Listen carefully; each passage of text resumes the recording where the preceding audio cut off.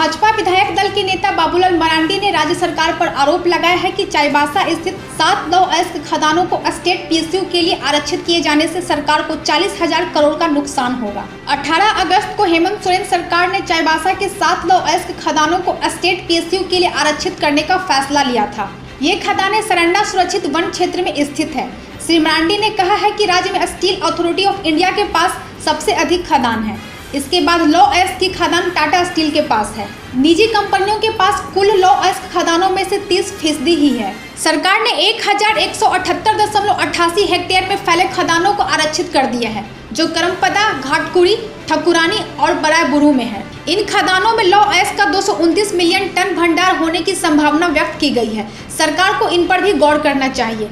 उन्होंने कहा है कि जिस तरह सरकार ने हड़बड़ी में कदम उठाया है, उससे बड़े रेवेन्यू का नुकसान होगा। उन्होंने केंद्रीय खनन मंत्री प्रहलाद जोशी को पत्र लिखकर मामले पर हस्तक्षेप करने की मांग की है। उन्होंने झारखंड राज्य खनिज विकास निगम की क्षमता पर भी सवाल खड़ा किया है। उन्होंने कहा है कि जेएसएमडीसी के पास खनन को लेकर किसी तरह का कोई एक्सपीरियंस नहीं है। जेएसएमडीसी में सेवानिवृत्त लोगों की टीम वर्तमान सरकार को गुमराह कर अपना मकसद साध रही है। इसमें जीएम एडमिन अजीत शंकर जैसे लोग भी शामिल हैं। श्री मरांडी ने कहा है कि राज्य सरकार यदि जेएसएमडीसी को खदान देती है तो सरकार को राजस्व का नुकसान होगा।